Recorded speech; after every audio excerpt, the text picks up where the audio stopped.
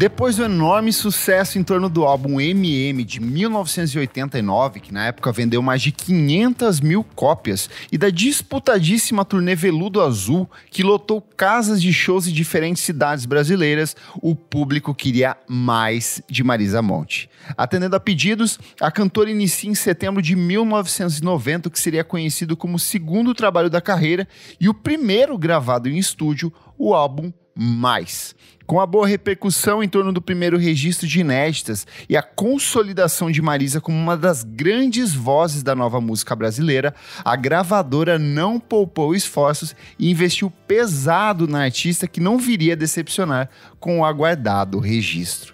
Olá, eu sou o Kleber Fak e se você está chegando agora neste programa, pare e volte, porque nós já gravamos um primeiro especial focado no MM, então volte aí no seu feed.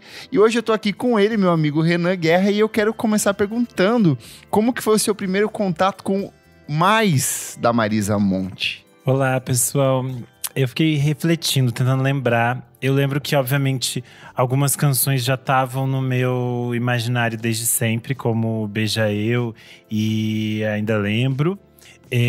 Só que depois eu lembrei que teve alguma aula de português específica que a professora levou pra gente estudar Beija Eu, pra entender a formatação da canção. Só que ela levou o CD.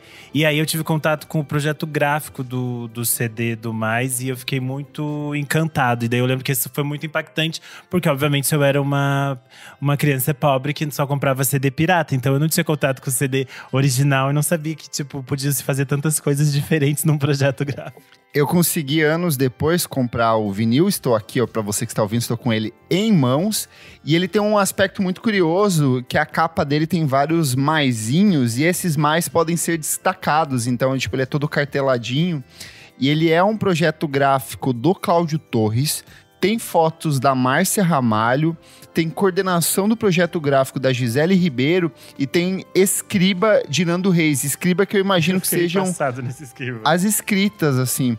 E aí é muito curioso que descendo aqui para baixo tem Monte Criação e Produção Limitada, telefone, que na época tinha só 7 dígitos, e tem o contato do fax da Marisa Monte aqui também incluído, se você quiser mandar um fax para ela.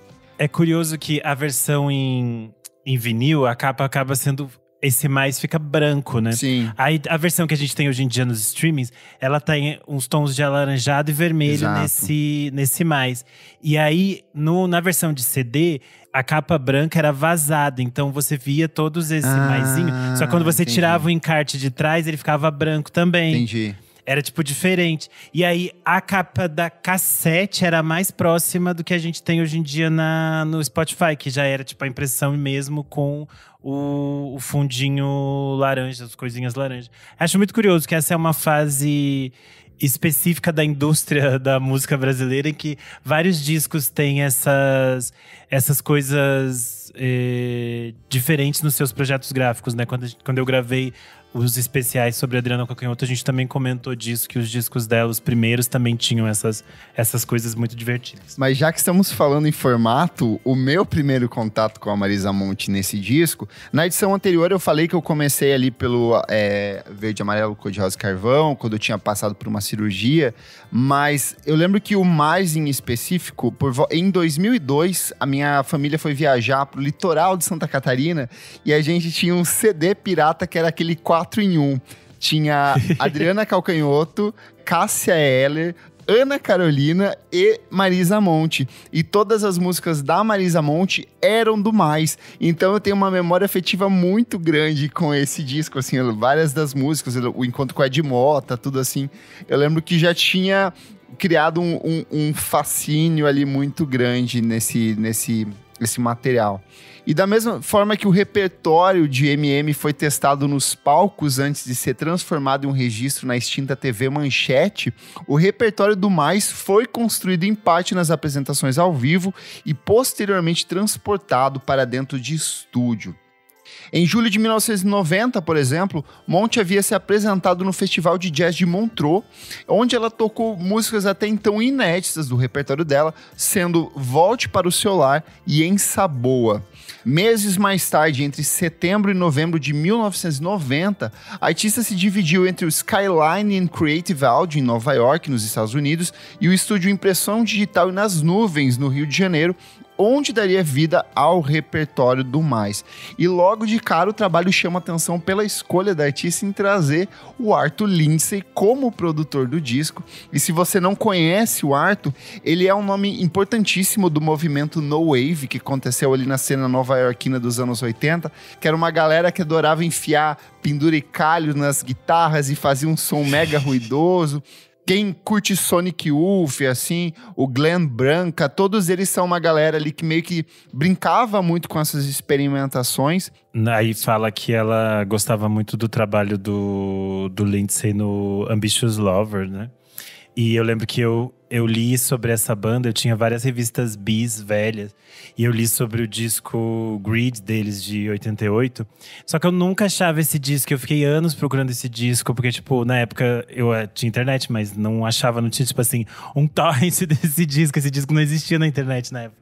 E aí, quando eu vi, eu fiquei muito encantado, porque depois eu fui entender o trabalho dele com o Caetano Veloso, todas essas coisas, mas o trabalho dele com o Ambitious Lovers também é muito interessante, que é uma mistura dessas coisas malucas que ele fazia, barulhentas, com a música brasileira. Então já tinha um diálogo muito interessante. Ele essencialmente vem do DNA, que era uma banda de no wave, e assim, o propósito, como o próprio nome do movimento diz, no wave, era uma resposta à new wave, então era a coisa mais experimental e mais maluca possível. E o Arthur Lindsay, ele acabou colaborando com a Laurie Anderson e o Ryuichi Sakamoto, meio que nessa época ali. E o Lindsay trabalhou 2 anos antes do Mais com o Caetano Veloso no álbum Estrangeiro, sendo um hábil articulador justamente nessa combinação de ideias dissonantes e transições, né, entre essa música pop e esse lado experimental. E era exatamente o que a Marisa precisava para o primeiro trabalho de estúdio da carreira. Afinal, a ideia do álbum, segundo ela, era, entre aspas, romper com essas acusações de crooner talentosa e instituir uma cara nova e coesa para o seu trabalho, dentro de um estilo muito próprio. E a própria Monty falou que na época ela estava em busca de uma turma dela, de uma galera dela que pudesse colaborar. E eu acho que ela encontrou nesse disco, né?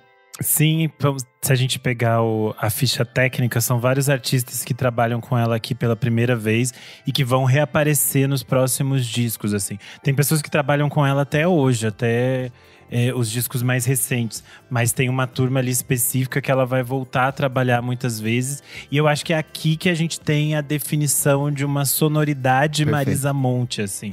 E também a voz de uma compositora, né?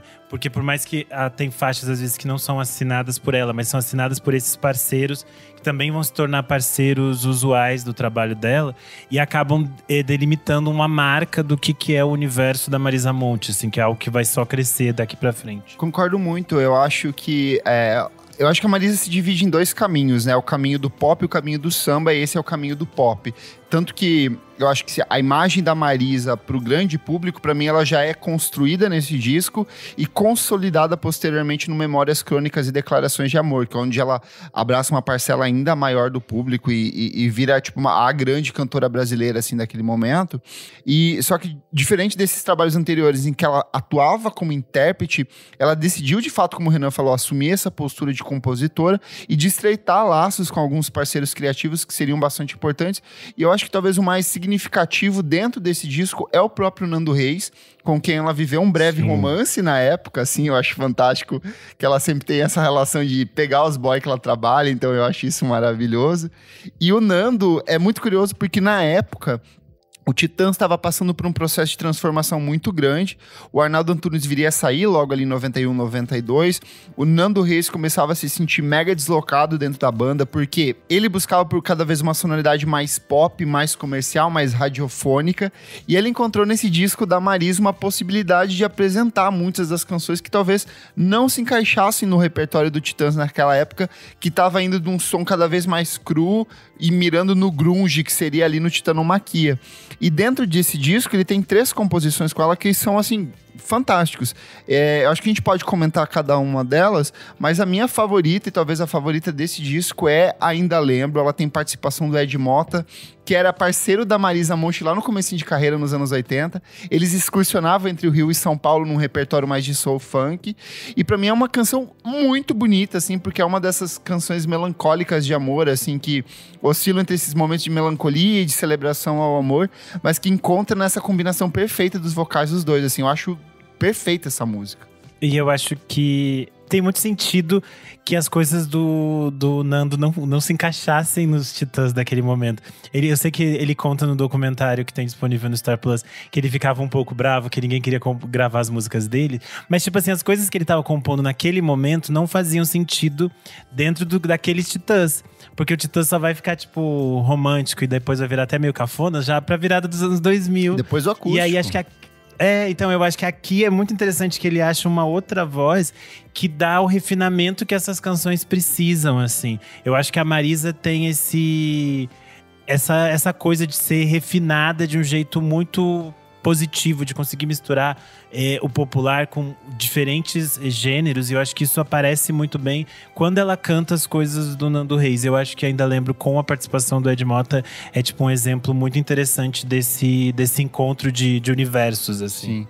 Com ele, ela ainda tem Diariamente, que eu acho outra canção fantástica, que anos depois seria regravada e transformada em um comercial por uma marca de produtos de cabelo, assim. Então acho que rendeu alguma boa graninha aí pro Nando Reis. E Tudo Pela Metade, que é lá perto do encerramento do disco. Mas eu acho que meio que consolida essa capacidade dele de transitar ali. Mustafa também é dele. Mustafa, verdade. Mustafa também é dele. Exato. É dele com ela. Outro titã que na época estava deixando a banda e viria se transformar em um dos principais parceiros criativos da artista é o Arnaldo Antunes, e é com ele que ela inaugura o disco, né, com a composição Beija Eu, que talvez seja o principal sucesso desse disco, e um dos maiores sucessos da carreira da Marisa, né? Sim, eu acho que Beija Eu tem também a ver com o momento que o Brasil vivia ali de música. Eu falei, né, anteriormente, a gente viu um momento específico do mercado musical, mas a gente tinha outras coisas que estavam acontecendo. Por exemplo, era uma época que a Bis tinha uma grande circulação, e é a época que basicamente a MTV passa a existir, passa a ser influente. A MTV Brasil surge em 1990 e a Marisa Monte passa a ser uma estrela muito grande dentro da MTV. Ela tem o clipe de Beija Eu, que é um clipe ótimo. E essa não é, por exemplo, uma faixa que tocou em trilha sonora de novela. Tem várias outras músicas do disco que estavam em trilha de novela. Mas Beija Eu não tava. E é uma faixa que faz muito sucesso com o clipe, com as reexibições do clipe. E cria esse imagético da Marisa, que depois até vai ficar mais grande do que a gente vai falar no próximo episódio. Mas eu acho que aqui já é uma relação muito interessante dela com a imagem e com a TV. Perfeito. Eu acho que esse disco, ele de uma certa forma, ele é muito radiofônico pra mim. Eu acho que cada canção ali parece que é um single em potencial. E ainda junto com o Arnaldo Antunes, ela tem Volte para o Seu Lar e Eu Não Sou da Sua Rua, que é uma parceria dela, do Arnaldo com o Branco Melo, né? E é outra canção assim alta, que foi regravada posteriormente por outras pessoas. Só que mais do que isso, o Mais é um evidente exercício da transição para a fase seguinte da cantora, com o verde, anil, amarelo, cor de rosa e carvão. E isso fica bem reforçado nessa relação dela com o cancioneiro popular, com o samba e com esses olhares para essa música mas não acho que não é nem periférica, mas de sertão mesmo, de olhar para além desse limite de Rio e São Paulo, de olhar para a cultura do Nordeste. E eu acho que a gente tem aqui 3 canções representativas disso. Borboleta, eu já digo de cara que é uma das minhas favoritas, porque ela tem essa coisa meio transcendental, meio dream pop quase, assim. A voz dela... E é uma música de folclore, né? É folclore, que ela assume uma formatação muito diferente. Mas tem Ensaboa, que no fim das contas é uma canção do Cartola, só que ela vai costurando uma variedade de outras composições junto com ela, né? E é interessante que Ensaboa tem a participação das cantoras da velha guarda da Portela, a Dona Doca, a Dona Surica e a Dona Eunice. E acho que é um desses primeiros contatos mais próximos dela com a velha guarda da Portela, que a gente sabe que depois vai se tornar uma coisa muito importante. Ela tem até um documentário junto com eles, e é um trabalho muito interessante de resgate, de valorização desses artistas. Perfeito. E eu quero perguntar, Renan Guerra, quais são as suas composições favoritas do Mais? Nossa, é difícil escolher uma. Não precisa ser uma, podem ser as suas favoritas, porque esse disco, de fato, não tem como, assim. Eu acho que ele é bem versátil, tem muita coisa, né? Eu sei na mira que depois a Negra Lia gravar é excelente, é uma composição só da Marisa Monte. Eu acho que tem essa sedução pop dela. Eu gosto muito da versão que ela faz de Noite na Cama. Do Erasmo. Que é uma música era do Caetano, né? Caetano, verdade. O Erasmo, ela fica gravada do Caetano num disco ao vivo do Caetano. Daí, depois ela é gravada pelo Erasmo, que tá no disco importante do Erasmo, Carlos Erasmo.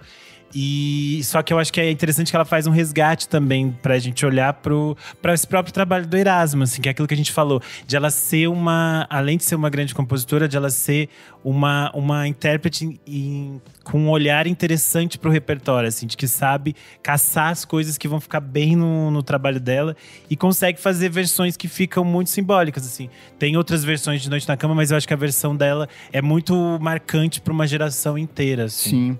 Eu gosto muito desse olhar que a Marisa tem pra música do Erasmo e do Roberto, que é uma coisa que vai ser acentuada lá no Memórias Crônicas e Declarações de Amor, que é esse repertório de cancioneiro brega, de popularesco, de música romântica. E eu acho que ela, de fato, o que você falou é muito isso, assim. Ela é uma adaptação muito inteligente. E musicalmente ela é muito interessante, que ela tem toda uma variação de percussão de fundo, a música meio que encolhe, cresce, então ela joga muito com essas possibilidades. E eu acho que esse é um aspecto bem curioso do disco de maneira geral, que é essa riqueza de elementos que a gente tem dentro dele.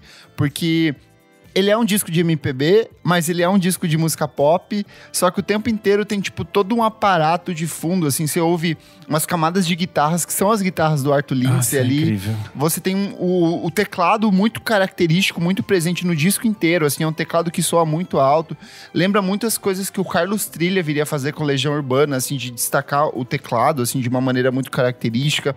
A percussão é riquíssima, o uso das vozes, você meio que consegue ouvir cada um dos instrumentos. A própria música de abertura, que ela começa com aquele violão, assim, meio... É uma viola, meio... Parece ela... Não sei, você consegue perceber todas as notas, as cordas que ela vai tocando, sabe? Eu acho que o que mais me encanta, e voltando, ouvindo esse álbum de novo, assim, é a atualidade dele, o quanto ele continua muito moderno, muito fresco. Ele não tem cara, tipo, se me dissessem, esse disco é do início dos anos 2000, esse disco é de outra data específica, eu acreditaria, entendeu? Porque ele tem um acabamento muito pop, que você pode ouvir e fica ali, tipo, ouviu, não prestou atenção, ok.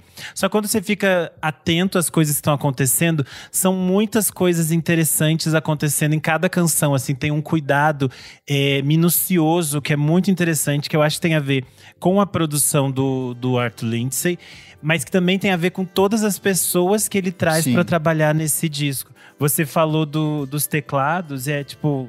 Metade das faixas que tem teclado, elas são tocadas basicamente pelo Ryuichi Sakamoto, que é basicamente o meu vovô. E as outras faixas que tem o teclado são tocadas pelo Bernie Orwell, que é do Funkadelic, que era do Parliament. Surreal. É tipo assim, é muito foda. E você pega as outras pessoas que estão nesses créditos, é tipo assim, a percussão do disco é do Naná Vasconcelos, que é simplesmente um dos maiores artistas que a gente teve no Brasil, assim, na história.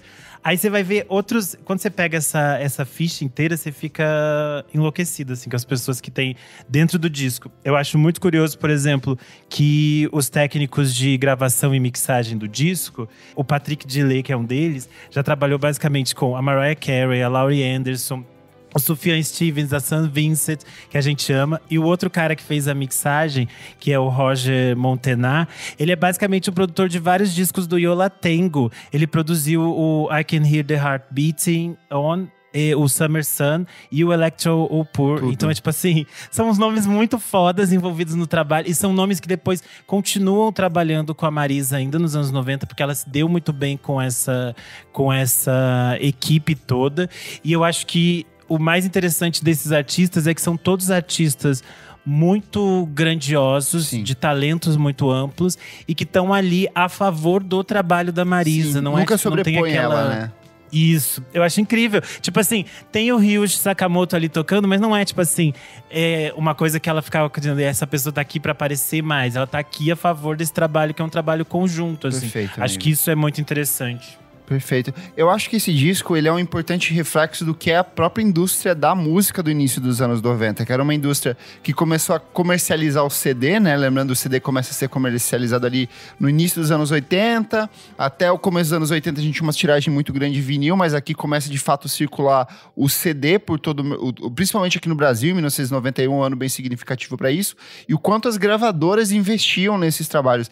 Esse disco, ele deve ter custado, assim, algo em torno de 500 mil a 1 milhão de reais, sabe? Uma coisa muito grande. Tem muita gente em estúdio, tem muito produtor, tem muito nome grande envolvido. Imagina o preço de transportar essa galera pra cá e pra lá, e alocar, e ficar hospedado, e se juntar em estúdio. Que aí a gente tá falando só dessa parte de produção, mas tem ensaio antes de entrar em estúdio, tem todo um aparato musical. Então, ele é um disco que depende de uma estrutura muito grande, e que eu acho que é um disco que hoje em dia seria muito difícil de reproduzir, com esse time de compositores, de instrumentistas juntos com ela, sabe? Eu acho que é um cenário muito específico, Sim. né? Porque nos anos 90, grande parte dos artistas conseguiu fazer essas gravações no exterior. Nos anos 80 até tem alguns discos que a gente sabe que foram produzidos lá fora. Tipo, o Djavan conseguiu, a Baby do Brasil fez algumas coisas assim.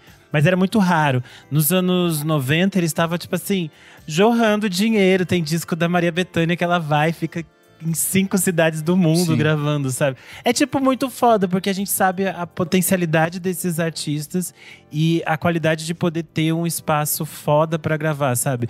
Você ter a percussão do Naná Vasconcelos num estúdio foda, é óbvio que o resultado vai ficar, tipo assim, lindo. E é isso que a gente tem no final. É um produto muito bem acabado. E eu acho muito interessante que é um produto que fez sucesso, inclusive, lá fora, né? Sim. A Marisa se sai muito bem na…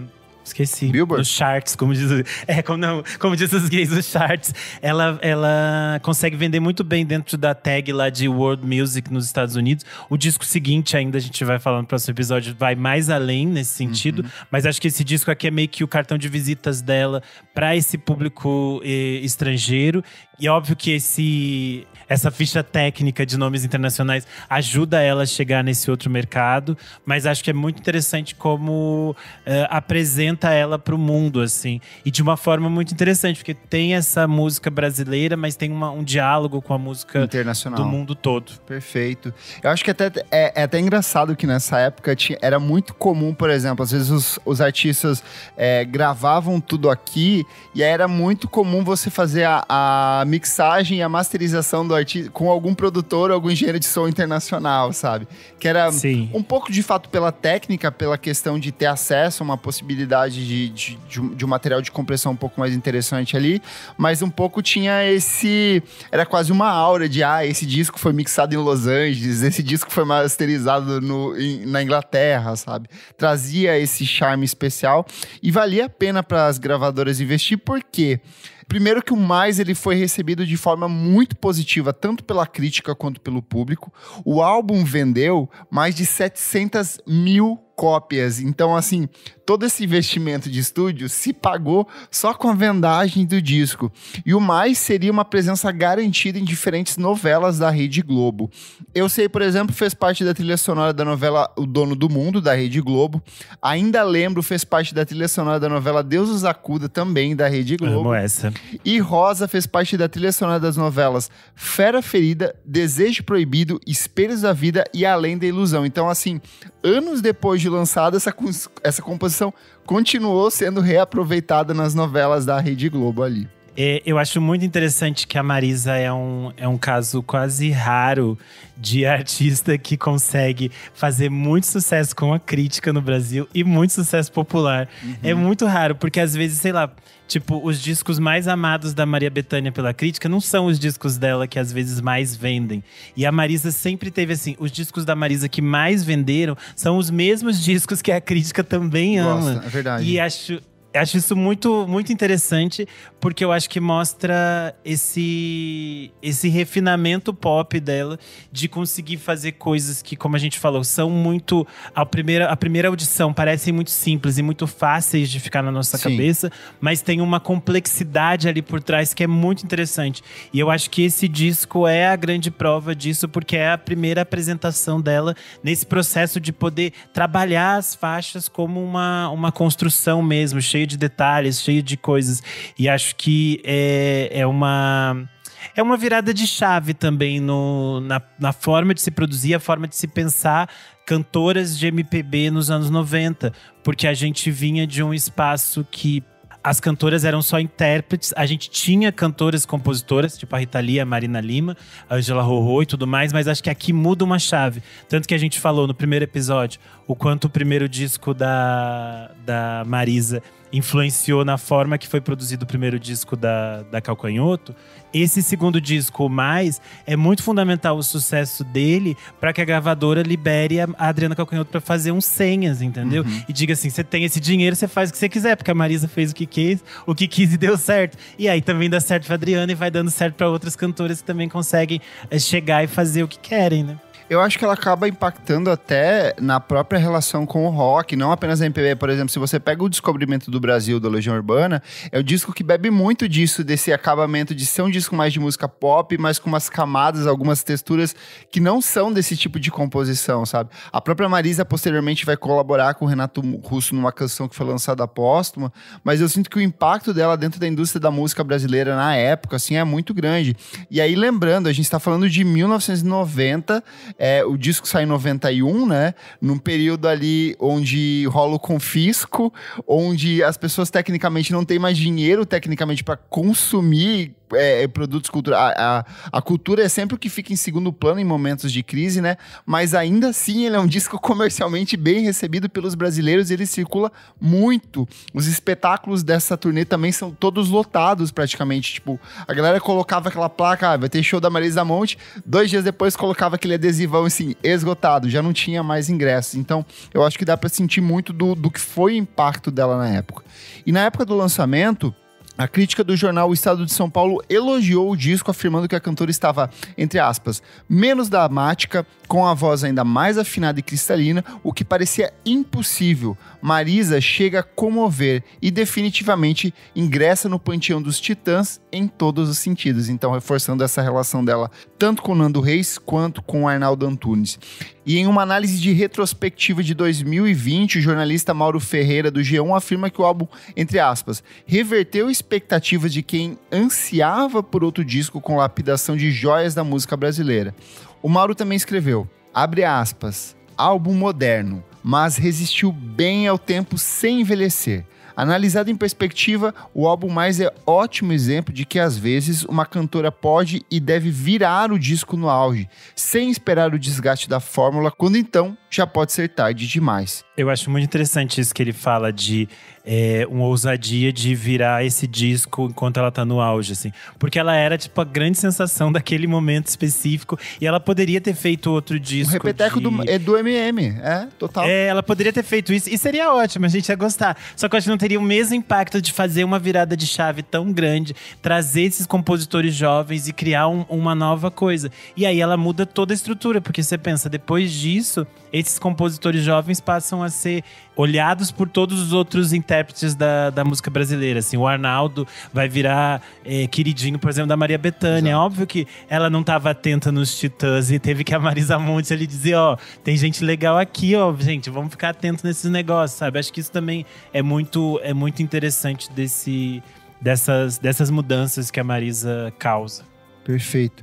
E o sucesso do disco foi tamanho que o Mais teve músicas lançadas como singles até 1993. Então é um trabalho que ele circulou por quase 2 anos.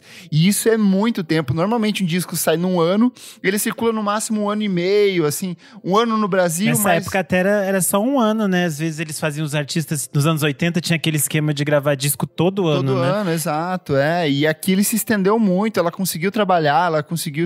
Eu acho que reflete até atualmente, assim, por exemplo, o Portas, que é o disco que ela lançou em 2021, e ele continua rendendo. Eu acho que todos os trabalhos posteriores dela meio que seguem esse esquema de lança o disco, depois lança uma versão ao vivo dele, então ela continua fazendo render, uma coisa que ela pega. Então, já é uma estrutura que também é ela que coloca no mercado, porque todos os outros artistas antes assinavam contratos que eles tinham que lançar disco anualmente. Tipo, tanto que se a gente pegar a discografia da Rita Lee, é um absurdo, assim. É todo ano uma pedrada de um disco foda. Só que, obviamente, nem todo artista artista é a Rita Lee, não vai conseguir lançar todo ano um disco foda. E aí você vai ver que a maioria dos artistas nos anos 80 é um disco bom, 3 discos ruins, porque era uma produção, tipo, sem sentido, de muito veloz. E aí eu acho que ela também coloca assim, eu vou lançar quando eu tiver coisa pra lançar. E aí é assim que passa a ser. Eu acho que isso também é interessante. Perfeito. Renan Guerra, quero perguntar pra você qual que é o impacto do Mais ainda hoje e a nota que você dá pra esse disco maravilhoso da Marisa Monte. Então, como eu falei anteriormente, a voltar a ouvir esse disco assim na íntegra, né, pra gravação desse episódio, me fez pensar o quanto ele é moderno e o quanto ele ainda soa muito atual, assim, é muito interessante o cuidado da produção, as letras, tem um refinamento que é até raro hoje em dia, assim, de pensar na música pop pelo tempo de produção, o cuidado que se pode ter com as coisas, assim. Então, acho que é um disco muito interessante. Eu dou uma nota 9, porque eu acho que tem algumas coisas, alguns momentos ali mais pro final que às vezes me perde um pouco em algumas faixas. Algumas coisas se sobressaem mais que as outras, mas eu acho que tem canções, assim, geniais aqui dentro, assim. Eu acho que… Ainda lembro, por exemplo, um negócio surreal de lindo, assim. A voz dela tá num nível também que é absurdo. Perfeito. Compartilho desse mesmo sentimento. Eu acho que o fechamento do disco ele é um pouco estranho, assim. Parece que, por exemplo, Mustafa é uma música que eu acho meio… não sei, e aí… Meio perdida ali. Meio perdida. E aí, quando ela começou a relançar algumas músicas daquele projeto dela, né? Que ela começou a revisitar as coisas do começo da carreira. Eu falo, nossa, essa música aqui é tão boa. Podia ter entrado aqui ou podia ter entrado alguma outra coisa. Então, eu acho que esse fechamento é meio estranho. Mas ainda assim, minha nota 9.5. Eu acho que esse disco… Ele só não é perfeito, assim, por conta desse fechamento, essas estranhezas aqui. Mas eu sou completamente apaixonado pelo contexto de música pop e que quando você começa a desmembrar, você vai vendo tantas nuances assim dentro desses discos. Por exemplo, meu disco favorito da vida é o Pet Sounds do Beach Boys, assim, nesse sentido de ser um disco de música pop, mas com uma complexidade única. O Thriller, do Michael Jackson, é outro disco que você fala assim, é um disco que grita música pop, mas quando você começa a perceber as nuances dele, você vai percebendo um acabamento de linha de baixo, de bateria, de percussão, tem muita de voz, e eu acho que o Mais é exatamente isso. Ele é um disco essencialmente de música pop, tanto que ele caiu perfeito nas graças do público, vendeu quase 1 milhão de cópias de disco. Eu imagino que ele já tenha vendido hoje em dia 1 milhão de cópias. Assim, deve ter passado já. Mas quando você começa a perceber, nossa, esse tecladinho aqui tá muito bonito. Quem que fez esse tecladinho? Ryuichi Sakamoto. Nossa, quem tocou essa guitarra aqui? Nossa, foi o Arthur Lindsay. Quem fez essa percussão? Naná Vasconcelos. Então, assim, não é um álbum bobo, não é um álbum óbvio. Tem muita textura, tem muita profundidade. E eu acho que é isso que é a beleza do trabalho da Marisa nessa fase inicial. O quanto ela conseguia trazer esse substrato, essa profundidade, esse refinamento para músicas que, no fim das contas, tratam de sentimentos, de percepções que são muito universais, são muito simples, são muito humanas. O quanto ela consegue engrandecer relações e sentimentos de um jeito que é muito único e que vai abrir passagem para o nosso próximo álbum, que é de longe o meu favorito aqui. O Clássicos VFSM é um projeto paralelo do podcast Vamos Falar Sobre Música. Apoie a gente no site padrim.com.br/podcast VFSM. Por apenas R$5 por mês, você tem acesso a esse e outros programas lançados com antecedência e ajuda a gente a tirar um tempinho para pesquisar, para escrever, para se organizar e gravar e produzir esse conteúdo para vocês com muito carinho. Eu sou o @KleberFak no Twitter e no Instagram, e você também pode acompanhar o meu site, musicainstantanea.com.br. Lá eu organizei há um bom tempo já, tem quase 10 anos, uma discografia comentada analisando do pior para o melhor lançamento da Marisa. Eu sou _Renan Guerra no Instagram, no Twitter e no TikTok. É isto. Não esquece de seguir a gente nas nossas redes sociais, @podcastvfsm em tudo. Segue a gente na sua plataforma de streaming favorita e, se puder, apoie o nosso podcast. Muito obrigado pela sua audiência e até a próxima edição do programa. Tchau, tchau. Tchau, tchau.